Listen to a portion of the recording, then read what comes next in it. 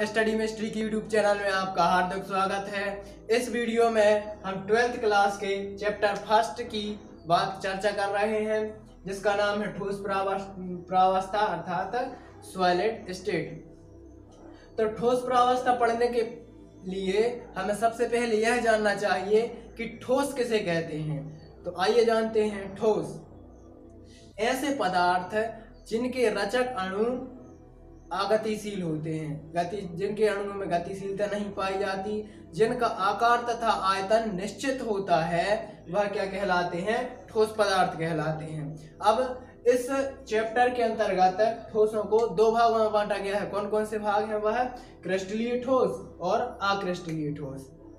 आइए अब जानते हैं इनके बारे में। क्रिस्टलीय ठोस किसे कहते हैं? तो क्रिस्टलीय ठोस ऐसे ठोस जिनकी रचक इकाई व्यवस्थित होती हैं, जिनके अणु परमाणु आयन व्यवस्थित होते हैं, क्या कहलाते हैं? क्रिस्टलीय ठोस कहलाते हैं। अक्रिस्टलीय ठोस ऐसे ठोस जिनकी जो रचक इकाई होती है वह अव्यवस्थित होती है, व्यवस्थित नहीं होती, क्या कहलाते हैं? अक्रिस्टलीय ठोस कहलाते हैं।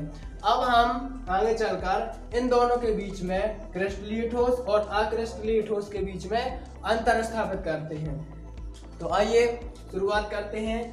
क्रिस्टलीय ठोस इनकी जो रचक इकाई होती है वह व्यवस्थित होती है और इनकी रचक इकाई होती है वह व्यवस्थित नहीं होती है। पहला अंतर ये हो जाएगा। दूसरा अंतर है इनका जो गलनांक होता है, क्रिस्टलीय ठोस का जो गलनांक होता है वह निश्चित होता है, लेकिन अक्रिस्टलीय ठोस का जो गलनांक होता है वह निश्चित नहीं होता है।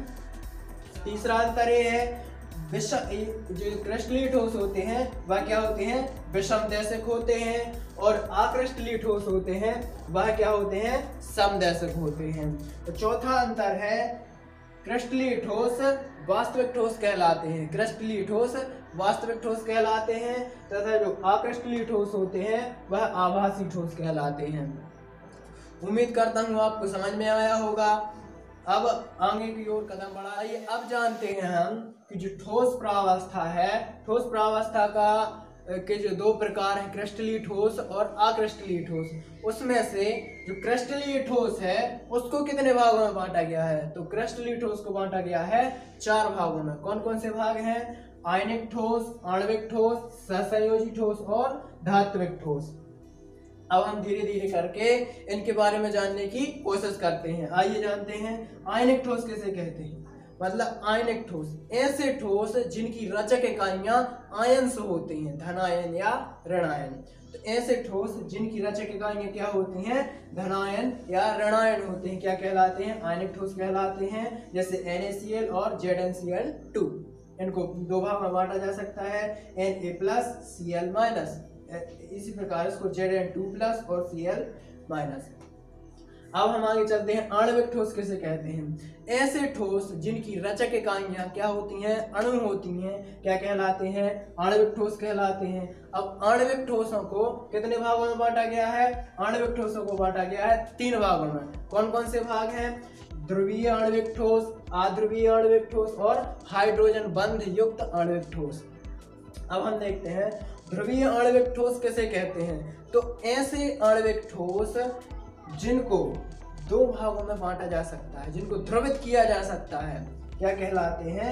ध्रुवित किया जा सकता है, ध्रुवीय आणविक ठोस कहलाते हैं। जैसे कि CH4, I2 और H2। अब आगे चलते हैं हम।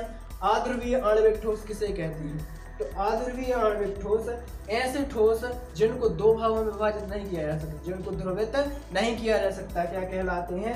अध्रुवीय आणविक ठोस कहलाते हैं। जैसे कि HCl, CH, Cl3, SO2।